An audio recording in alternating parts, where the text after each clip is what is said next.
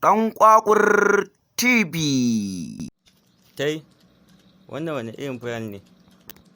Malam gashi nan dai. To ya da ai ka da girman living da bedroom? To ai malam.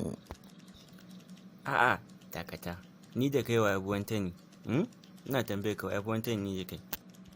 Malam kai ne malam, kafi ni sani malam.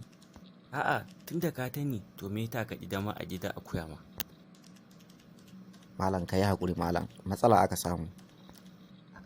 A'a, ka je na fata duba. Sai tun da ba haka nace ka je kai ba.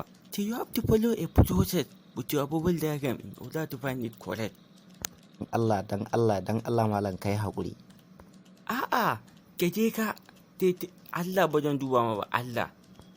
Dan Allah dan annabi malam ka yi haƙuri, dan Allah ka duba mun.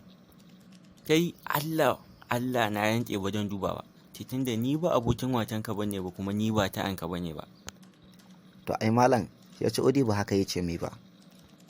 To ai ni ba wani abu yace to ka je ka tunda ya ce ka je ka kawai ku je ni ga yanda nuna muku have to follow a bubble diagram method ku yi ki.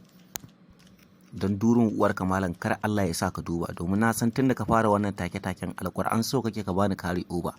Na san ko na baka haƙuri ko ban baka ba na sai ka bani ita. Kar Allah ya sa ka duba mun don gutsun uwarka.